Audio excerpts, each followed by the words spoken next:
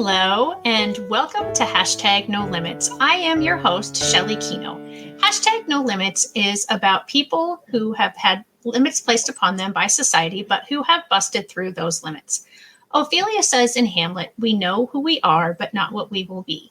And I believe that to be 100% true, and I believe that there is no better example of that than the caterpillar turning into the butterfly. The caterpillar literally dissolves into its cells and then reforms into the butterfly, then has to struggle and fight to get out of the cocoon in order for its wings to be strong enough to fly. And just like that caterpillar turning into the butterfly, busting through those limits is not an easy task. It's not easy for humans. It's not easy for animals or insects. And so on my show, Hashtag No Limits, I interview people who are busting through those limits, as well as people who are helping them bust through those limits. And that brings me to my guest today, Vitek Novashad. Sorry, I wanted to try my best to get it right. I hope I did. Welcome, Vitek, and thank you so much for joining me. Thank you for having me. You did well with my name. Yes. Oh, great. So, Vitek, you are here kind of representing two different aspects: your own family, but then you also have Beyond Karate, as we have down on the banner. So if you would tell us a little bit about your family and how limits were placed upon your family and your child specifically first, and then we'll get into Beyond Karate. Yes, so I have two beautiful daughters. They're young adults. The older one, Asha, will be 22 later next month. And Nikki, the younger one, is 20. And Nikki happened to be born with a genetic disability called Down syndrome. Okay. And sorry, go ahead. No, just saying that we known that Nikki had disability since day one. That was diagnosed when the day she was born, and we've lived with it and struggled with it, and I think now we can say we have kind of figured out how to live with it. That's wonderful. So you said she's 20, correct? Yes. So, and you said she was diagnosed when she was born. So you didn't know during the pregnancy that there was a chance that she would be born with Down syndrome? We opted not to do the test. We were convinced to have her no matter what. So we decided not to do the amniocentesis test to figure out, because there is a test specific, and then after the test, there is an option, do you want to abort or not? Right. And that was not something that we chose to do. We were 100% convinced to have her and welcome to this world and love her no matter what, how she will come in. And that's what we did. That's good. That's wonderful. Yeah. And so when she was born, so can you kind of walk me through a little bit of what that was like when she was born, and, kind of the reaction of the medical team and you and your wife, and just kind of how everything transpired when that all kind of happened? Well, that was one of the darker days in my life, in our lives. I remember to this day vividly how, because she was born, and then our pediatrician, who was on a standby, he came in and he was nervous himself, I could tell, and he was like, "Why don't you have a seat?" And then he kind of told us, it was within hours of her being born, and then I felt, profound. It was the room felt dark, even though it wasn't. And then there was profound also isolation, even between my wife at that time and myself. And it was just heavy. When somebody brings you news like that, there is this kind of a beautiful story you might have heard. It's easily available on the web. Going to Holland. And Yeah. So it is like that. You land. You're planning for 6 months or a year to go to the Italy. You're planning to have a beautiful baby and so on, and all the excitement and hope, and there's a very little anxiety when you hope to go through the birth just fine. And all that happened. There was no complications, nothing. But then, as the story goes, you land, and the captain announces, "Welcome to Holland," versus to Italy, and it's like, what? Right. I was Right. supposed to be in Italy. I started speaking in Italian. I know Right. several phrases in Italian. I've done all this preparation, but you're in Holland and you can't change that, and you have to first kind of go through the shock and anger and kind of grief of letting the dream of Italy go, and then slowly learning that there are beautiful things in Holland as well. They have tulips and they have windmills but that doesn't happen right away. It takes time. Right. And that was exactly the same. And that story just depicts the shock and the grief and the disappointment that every new parent, and myself included, feels when you're giving a news your child has a disability. Yeah. And I'm sure it doesn't matter if that happens at birth or later in life. And for anyone who isn't familiar with what he is talking about, it's called Welcome to Holland. And I believe it's by Emily Kingsley. I'm not 100% sure if that's the author, but that's the name that I'm associating with it. But yeah, it is one that I have shared multiple times with families that I've worked with. I do another podcast or video stream, whatever you want to call what this is. And it's called Friday with Fran. And we have shared it on there many times as well, because it does do such a beautiful job of depicting what happens, and a little bit about that experience. So you bring her home, and you introduced her to her big sister. And then you started introducing her to family and friends, I presume. And now I've not seen a picture of her, so I don't know, but does she have physical characteristics of Down syndrome? So when you see her, do people kind of go, oh, okay.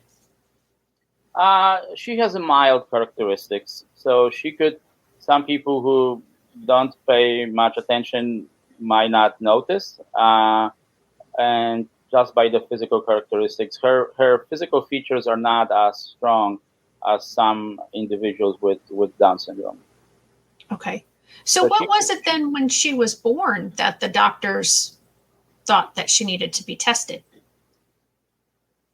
I think it's a standard test that they do, but also there is one physical that I have learned is, it's kind of interesting, and you never know. Our nose and ears are aligned. Bottom of our ears is aligned. Individuals with Down syndrome is not. So that was the first clue that gave them that they need to do the blood test. So that just by having a little bit more medical knowledge about that particular genetic disorder, told them that they need to take it a step further, because not all the physical visual signs were not there. So they did the blood test after that. Okay. I don't know that I've ever heard about that one, that our nose and the bottom of our ears are level. I'm trying to look now. I guess mine are and yours are. But that's interesting. So that's just another, like you said, having that little bit of medical knowledge of, knowing that your nose and the bottom of your nose and your bottom of your earlobe are supposed to be level with each other. Okay. So so I'm sorry, go back to, and now you're introducing her to family and friends and neighbors. Well, it was, we have, so we are Catholics. So as Catholics, so the first few weeks were just kind of, I would say, regular, because you don't have visitors right away. But then it took, our first big celebration is when we have kind of a baptism, which is welcoming her to the community.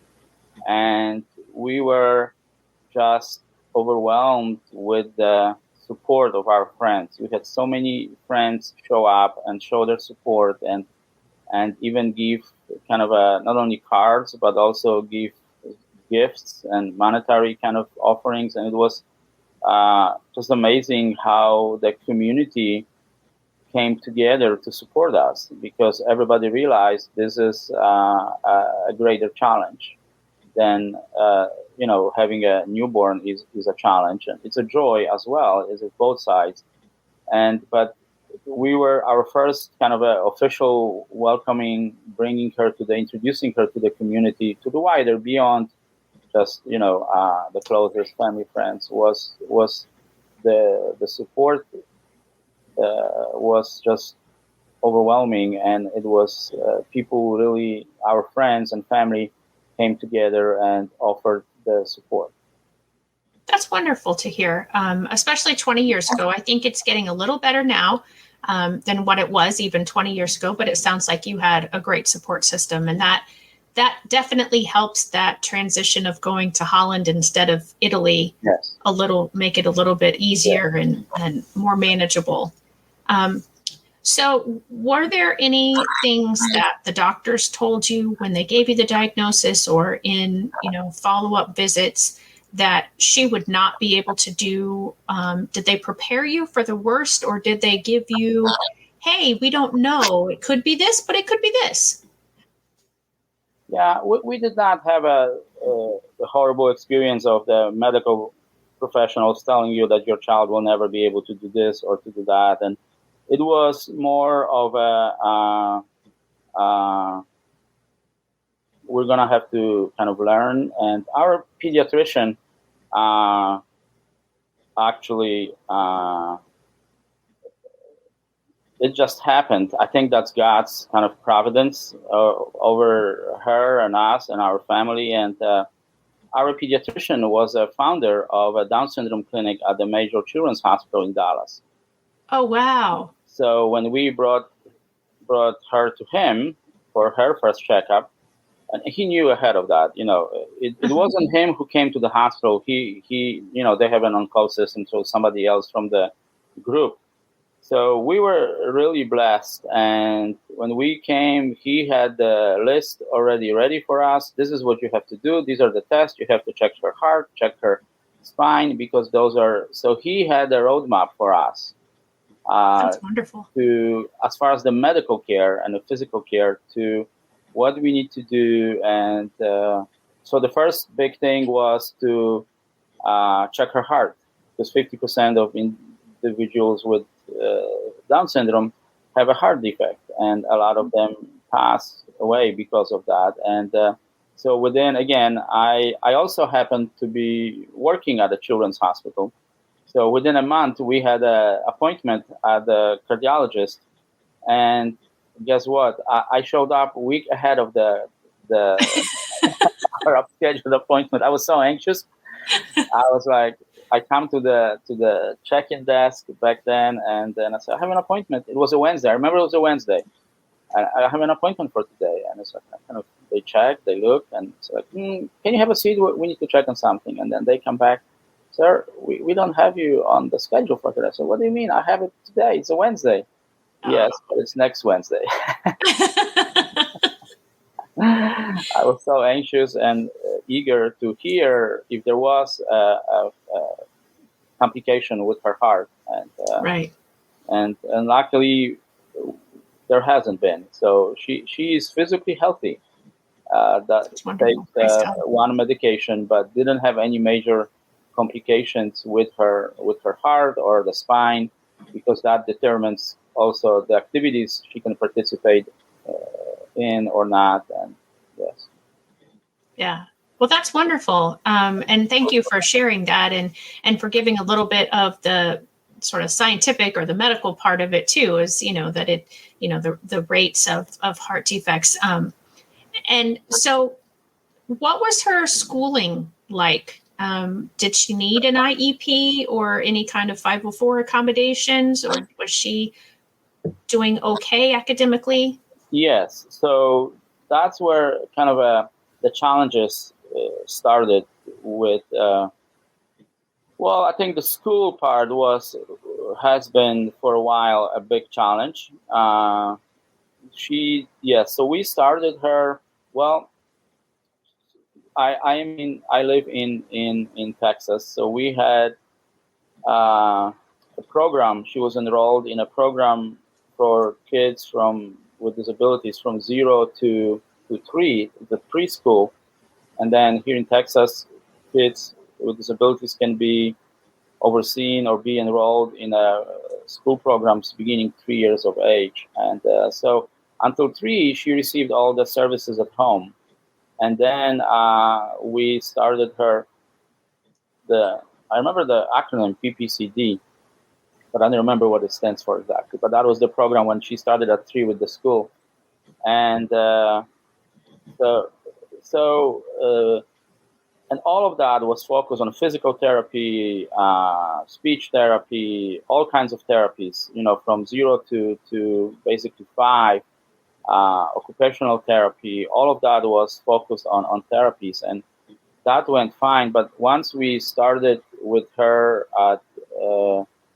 I decided, because I believe in community, so I wanted her to be with the kids in her local community, with her friends from the neighborhood. And so we enrolled her, and there wasn't any big issues with that at our local elementary school. She went to the kindergarten, and I was probably first in the history of the school. The teacher's helper, the I don't know. Oh, a paraprofessional? Yeah, I was usually it's a mother, it's a woman, and I was the first man who would be the teacher assistant to help the kids. We organize the Christmas party. Basically, your job is to organize all the parties. Right, yeah. And so the teacher can focus on teaching, and so I was there helping organize Christmas party, and we decided for Nikki to.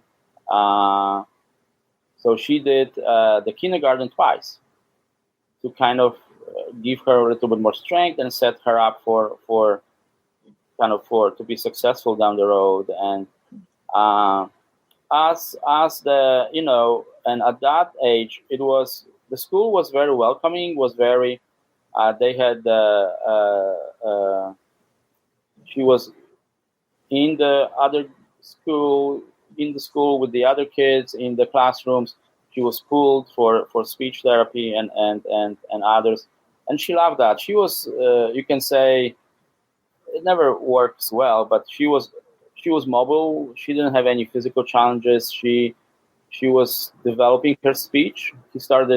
She started speaking when she was 4, and started walking when she was 2.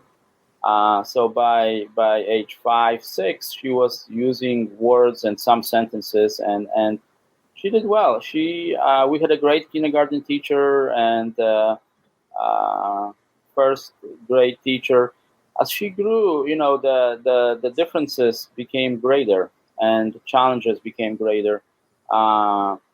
It was always a bit of a challenge when she needed to have her individual's educational plan goals set, and it was always a challenge how much time she can spend with her peers in a general classroom setting, and how much time she can she needs individually to keep up with reading and math, and oftentimes there's no it's hard to tell sometimes how that happens and how that. But I kept her in. She was in, and she did well. She went through the elementary school very well with her peers, and then we went on to the middle school. And the middle school wasn't as what do I say, as welcoming to her. Yes, they were welcoming in a general way, but as far as the details of setting her up, they basically wanted to set her up 100% in a separated classroom, and I didn't think that was what she needed. And that was when I decided as her advocate, because the IEP meetings, the ARD meetings, we as parents are invited and we set the goals, and it's all focused. School is September through May. It's 9 months, and they only see. Or not only, the focus is education, it's school, but I wanted them to know Nikki more than just what she basically cannot do at school. So I put this PowerPoint together because at that time she was writing courses, she was dancing, she was doing karate, she was a younger sister, and she was doing a lot of things. And I put that in a PowerPoint, and I said, let's just take a time and get to know Nikki versus just looking at the little important goals. But it's only a small kind of a view of who she is. I wanted everyone to have a bigger picture of who she was. And I did that. And it's like one of the teachers commented afterwards, I never see any parents do that. And I took that as a compliment because Absolutely. That and we had to kind of go back and forth with the IEP group, and then so after the middle school, I decided to take her to a private special education school. So we kind of left the public school system because we felt her needs, educational and social needs, were not met adequately. Yeah. And I've heard very similar stories to what you just described of moving from home-based therapies to the school setting, to the primary, to the middle school. And it's interesting. The home-based therapies, someone described it in my book that I wrote, that it's like all love and fluff and everything is wonderful and it's all about your child. And then you go from that into the school setting, and suddenly you have to justify all the services that your child needs, and you have to almost fight in a lot of instances to compel the school system that they need to provide different services. And then in the primary grades, you do the teachers are much more, and I don't know if you know this about me, but I'm a former special education teacher. And so I saw this with the teachers that I worked with in the gen ed, that the primary teachers had a more affectionate, more, I don't want to say student centered, because that's not what it was, but it was, and I don't want to say that they cared more, but you're right. I don't even know how to describe it, but there's a different approach at the primary. And I don't know if that's because in the primary grades, typically teachers have a grade, but when you move up to middle school and high school, the teachers teach a subject. And then that subject becomes more of a focus. And they don't have the time always to get to know the students like the primary teachers do. And maybe that's the way it is it's a connection piece that the primary teachers that I've worked with at least seem to be able to develop more than the middle school teachers were able to, because the middle school teachers were rotating class after class after class. So they didn't see the same child all day, every day, like the primary teachers did. And I understand that that's not the way it is in every district all across the country. So maybe that's not the right way to describe what happens, but that does seem to be the progression for the majority of families with a child with a disability, at least that I've experienced. So I don't know, I don't know if that's something we need to work on, or if that's, something we need to train teachers better while they're at university, or exactly. Or if it's even necessarily a bad thing. It seems like it is, because like you said, it seems like the teachers don't know so much more about the students, And that was beautiful how you said it. She's not just a child with an IEP. She's a younger sister. She's a daughter. She's a horseback rider. She's a dancer. She's, all these different things. And then the reality of our public, education kicks in too, when you have one teacher for 20 students and maybe one aide, but then your child with disability needs a dedicated aide, maybe not for every class, but that's when the resources are lacking. And Nikki was always perceived as a higher functioning. Oh, she doesn't need an aide. So we could never justify for an aide in the school for her. So she was kind of, in a way, on her own, so to speak. The teacher or an aide would pay attention to her and would care, but the sad reality that there is just not adequate level of resources for individuals with disabilities. And I'm making a general statement. It varies from school to school. Sure. But that is my experience, and I hear that from a lot of parents, that there is a greater need for more resources for individuals with disabilities. Yeah, and that is something that I as well hear across the board. And over the summer, I participated in a legislative summit. And when the federal law was put into place in 1975, the federal government guaranteed that they would help with 40% of the increased costs to provide education to all students with disabilities. They have never reached that amount. They have never fully funded that 40% that they promised. And in most years, I think the average is around 15%. Yeah. So there absolutely are not enough resources. And that's very sad. That's what I was experiencing. And that is more visible as your children with disabilities grow older. They have a greater, they need a bigger chaisseurs. They need more resources. Just a simple thing of the bigger clothes. They also need more help with the amount of education they are receiving, and they need an aid. They need a help. They still need speech therapy at 15. It's not just for the little kids, and as in a general public education setting, those services are actually decreased as your child gets older. Mm-hmm. Yeah, that's been my experience as well here in Illinois, where I am. That the older the child gets, the therapists say, well, the problems are we've gone as far as we can go, or the needs that your child has are not in school anymore. What you're asking for is outside of school, and we don't have to help with that necessarily. And that's actually not how I understand it. Because IEPs are written for further education, employment, and independent living. Yes. So you're obviously that independent living piece of it and the employment piece of it obviously are for outside of school. So yeah, I think that's something that our national organizations for our therapists need to understand when they're training their therapists. Because I've had the therapist say, well, my national speech organization says I only have to help for what's at school, or my national physical therapy or occupational therapy.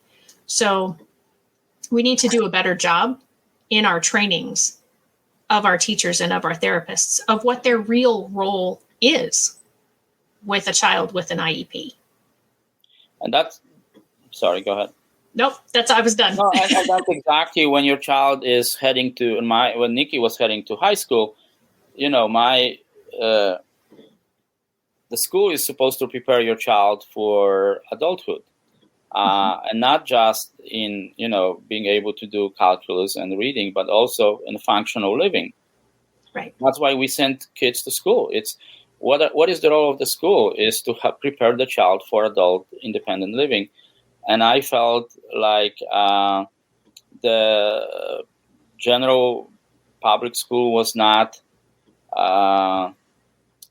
able to do that with limited resources. So that's when I moved her to a private setting, school, private special education school. And that's what happened. That school, and also, it's here in Texas, high schools are humongous, like 2,000, 3,000, 4,000.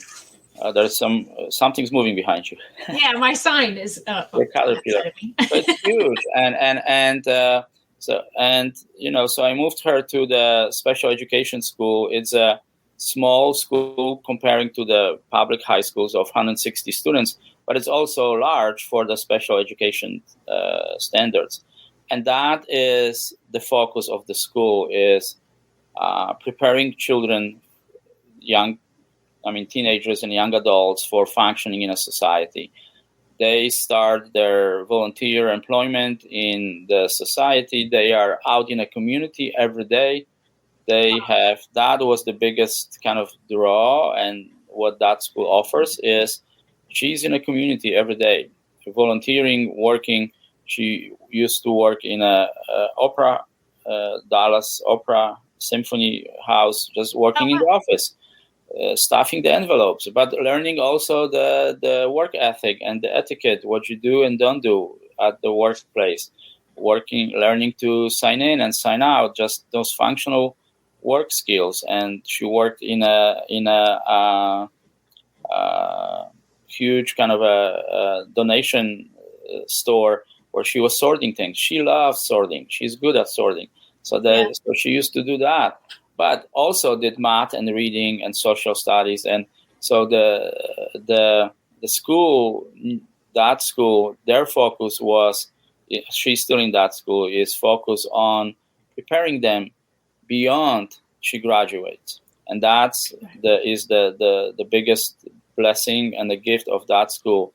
And I think that's where the public schools need a little bit more maybe revisioning what is the expectation from them. It is to prepare them for what's after school. It's not they graduate and then what? Well, typical kids have a lot of options. Kids with disabilities don't have that many options. Very few go to college. Most of them need to be prepared to work.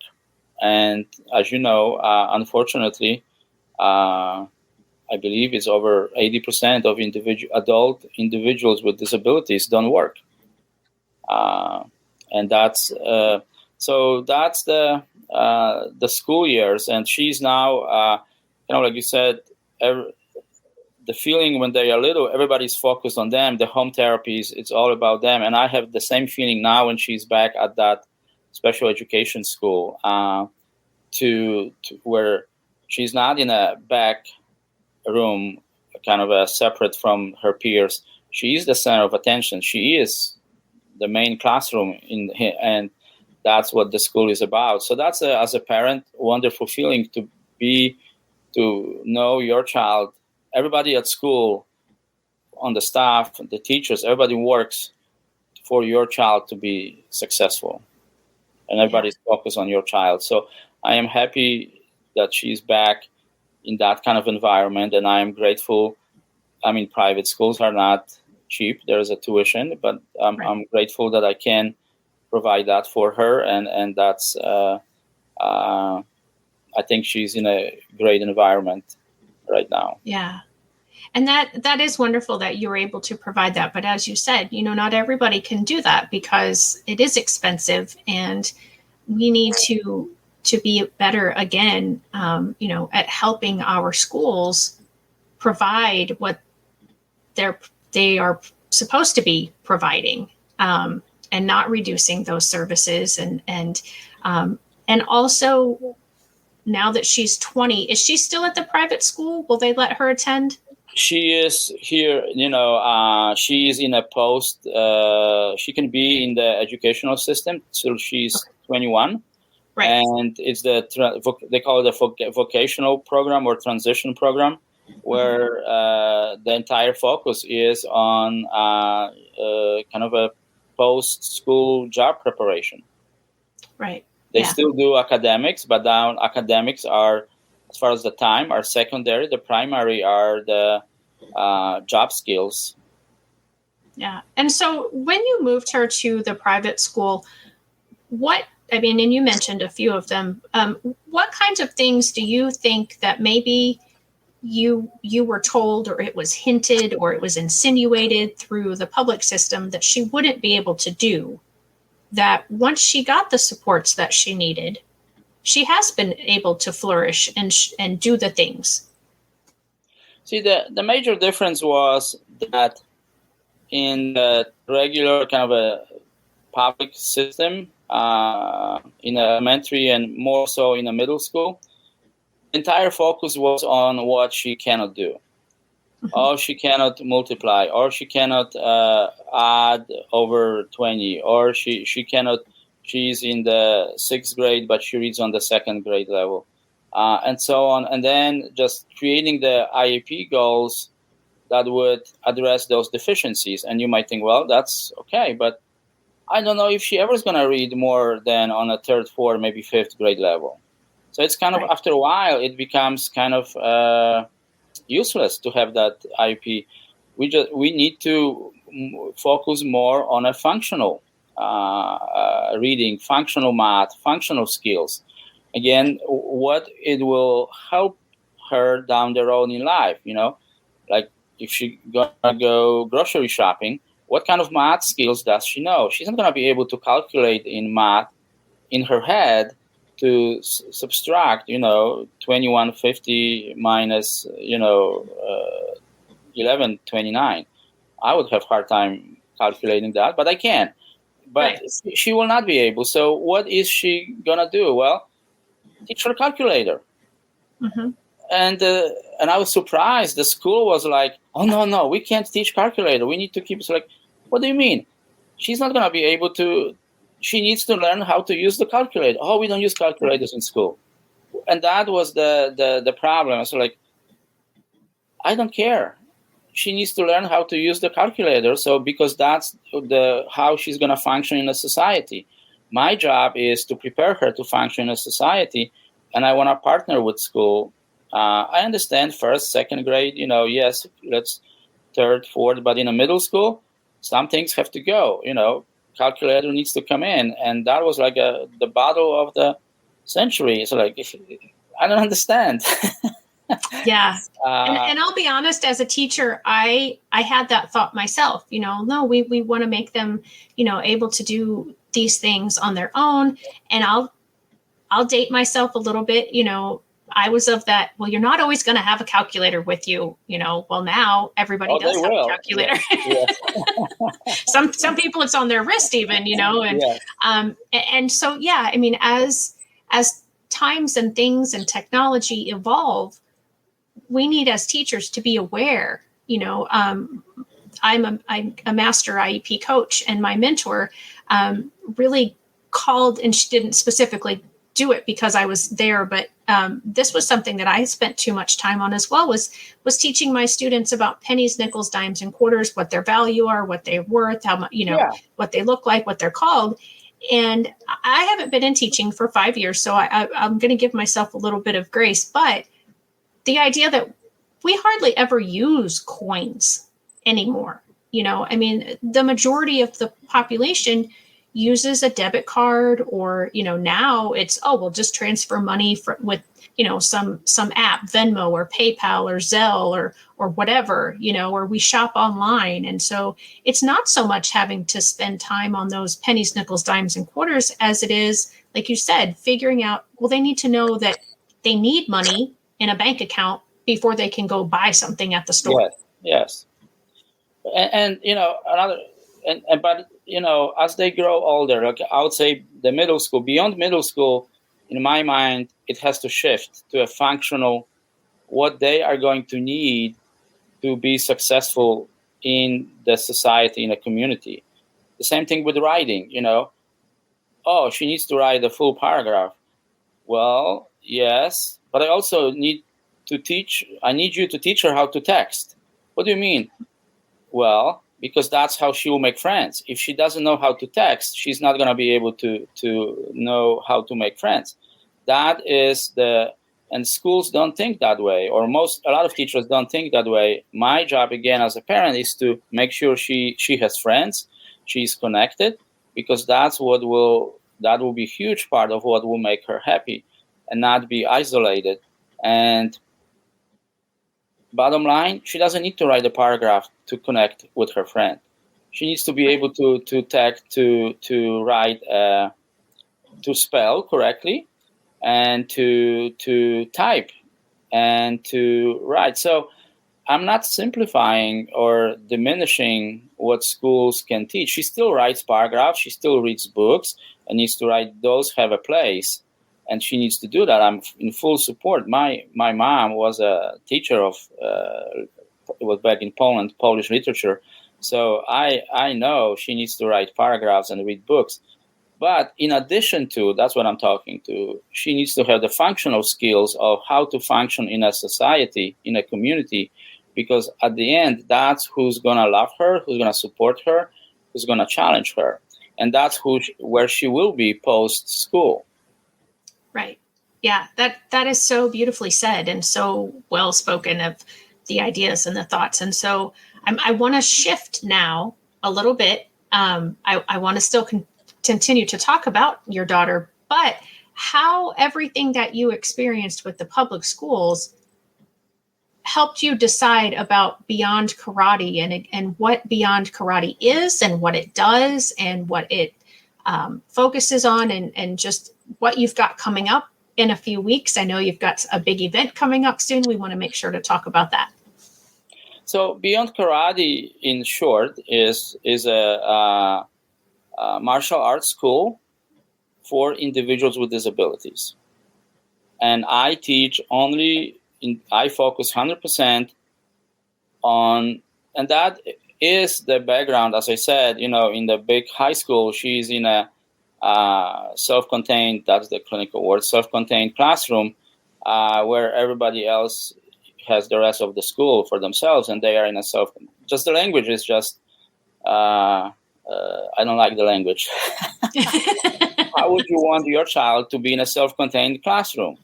Right. That doesn't feel fine.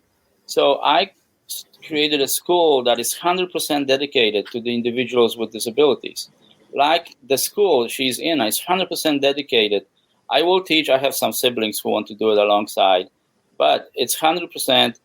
Most the martial arts schools will take some really high functioning individuals with disabilities and teach them, and they will usually last 2, 3, 4 years.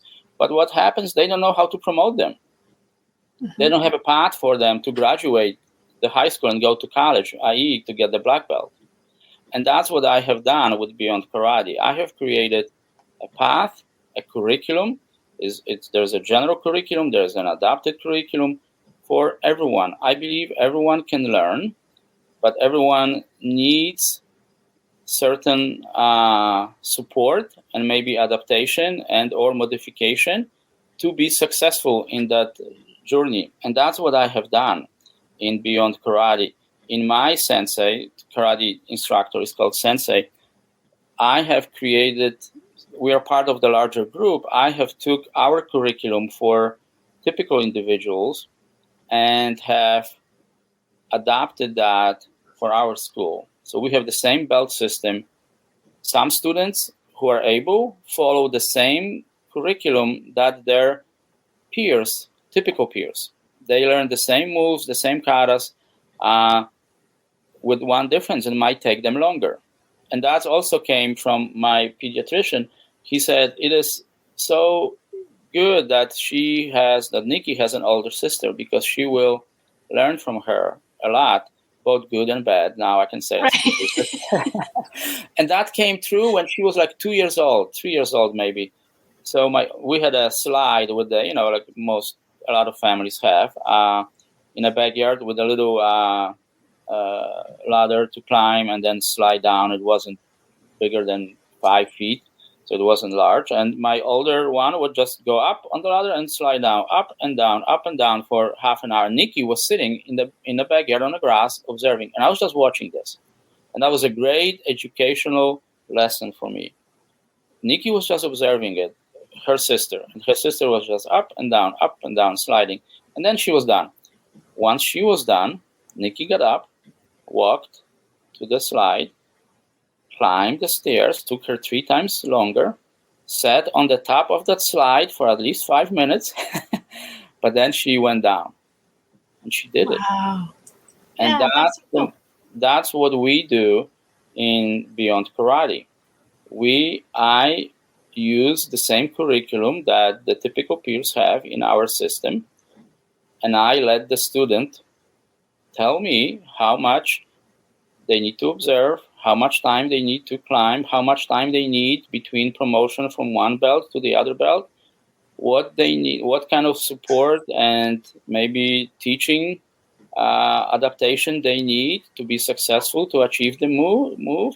I don't simplify it for them.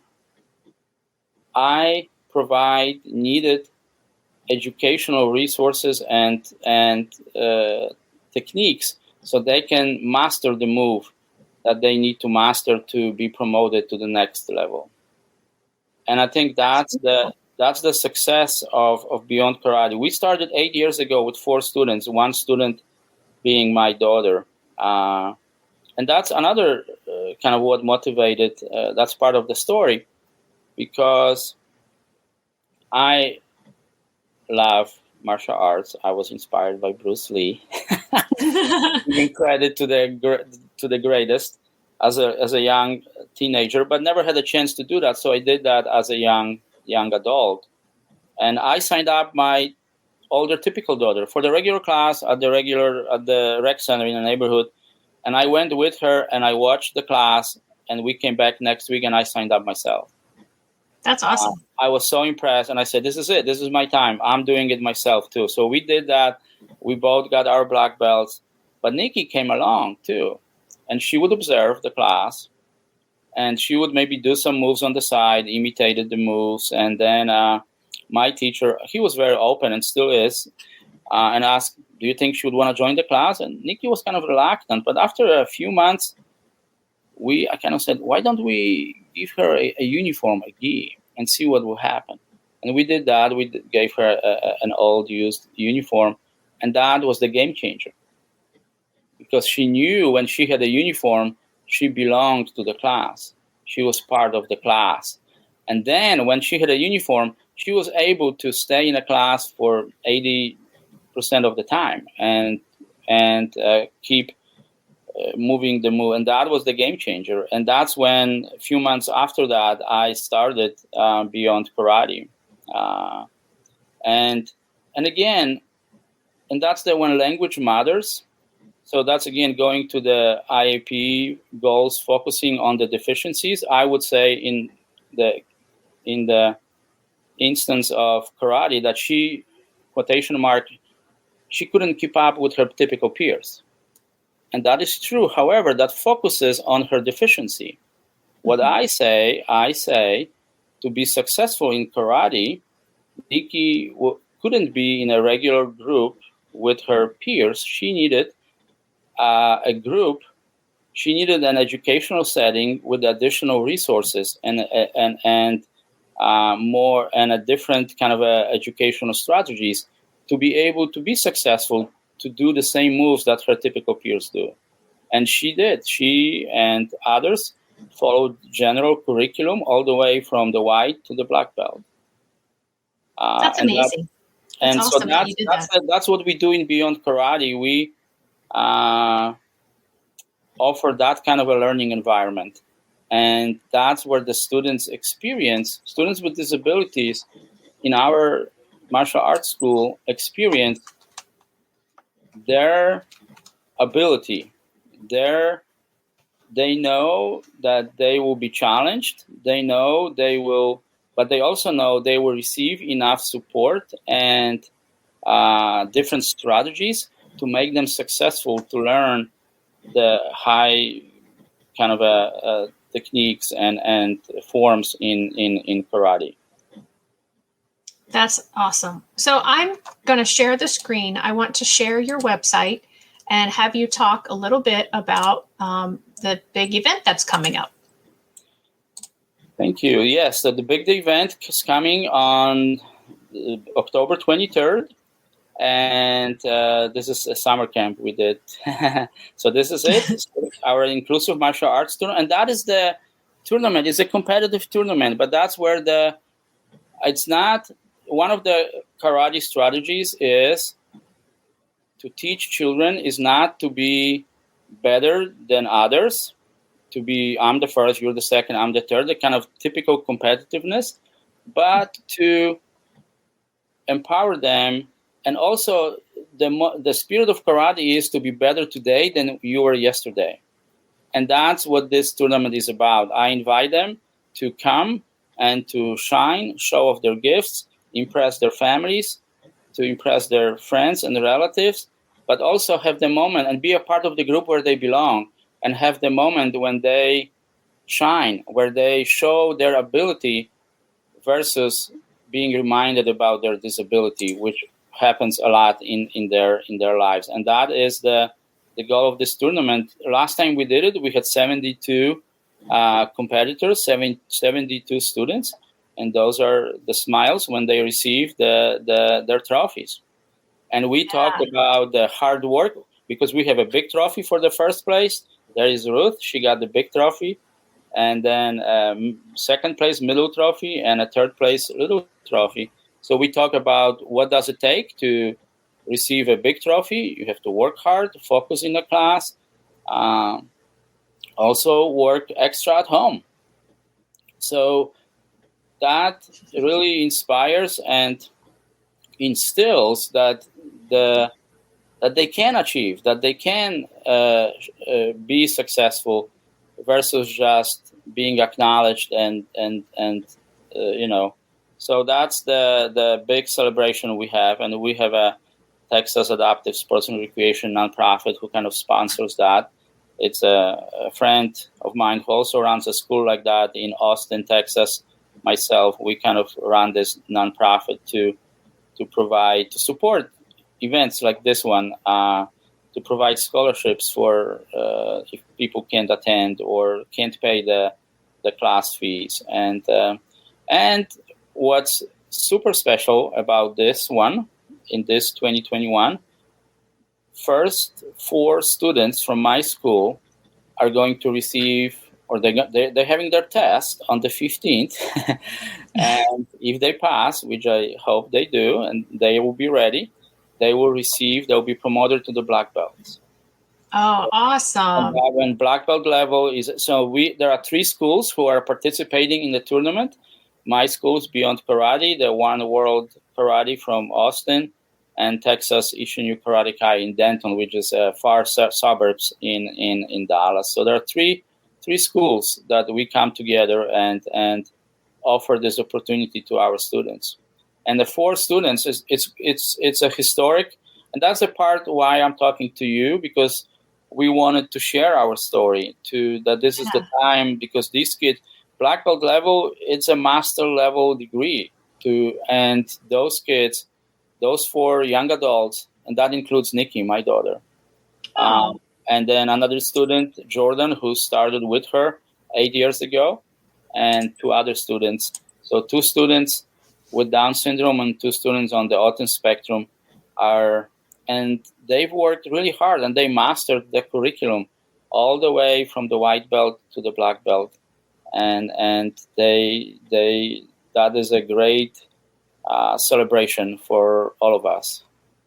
Yeah, that is so cool. So when you have this tournament, can people enter if they're not one of the schools, or do they have to belong? Okay. No, you can. It's an open tournament. We actually have a couple of students who just registered, because we've publicized that in a rec center where we teach. It's going to be at the local rec center in Richardson, and it's anyone can enroll, and awesome. Anyone can come and observe as well. And if I remember correctly, when I was first introduced to you, this is a one-of-a-kind tournament, right? There's no, at least to your knowledge, there's no one else in the country doing this sort of tournament and doing what you're doing at your school. I don't know every single program out there, obviously, but yes, I don't know of any other karate tournament for individuals with disabilities.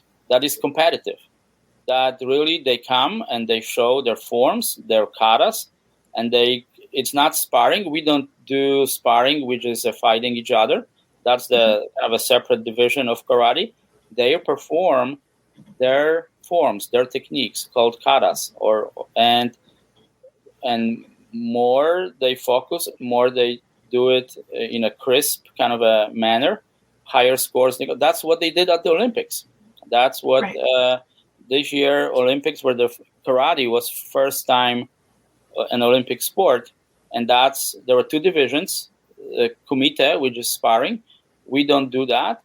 And there was kata performance, and that's what we do, where the students go and they perform their kata, and there's 3 or 4 judges, and they award the points based on their ability. And we create divisions where people are kind of matched with their age, ability, and skill, so everybody has a fair chance of winning the first place.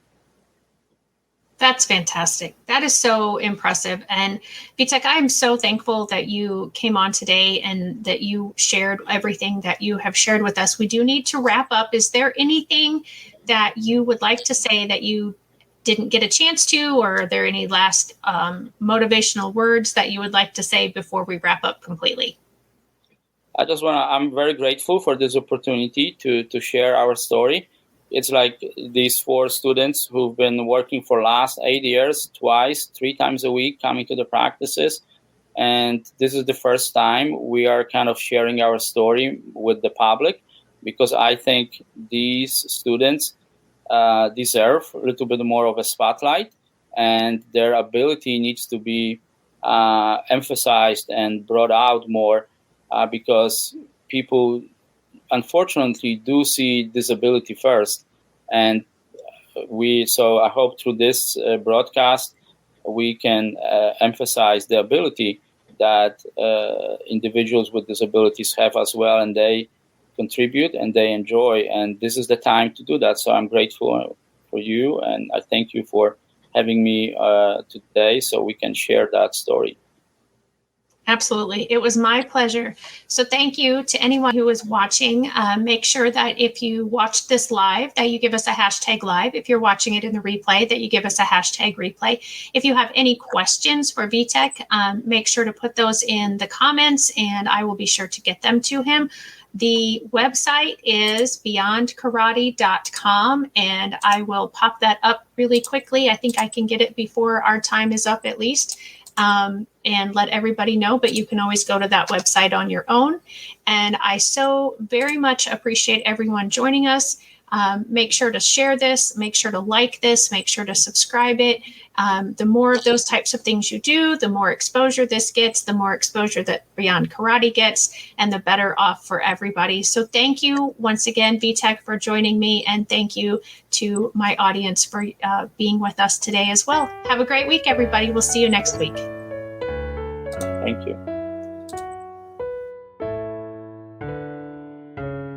Hey, parents and teachers, are you tired of IEP meetings that feel like a battle? Let's put an end to the tension and create a collaborative, calm, and respectful environment together. Shelley Kino, your go-to IEP consultant, can transform your meetings into positive and productive experiences. With Shelley Kino, your child is her top priority, your voice is heard, and you become confident. Shelley Kino is making the world better for all, one IEP at a time.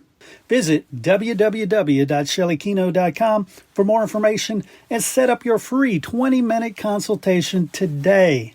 That's shelleykino.com, SHELLEYKENOW.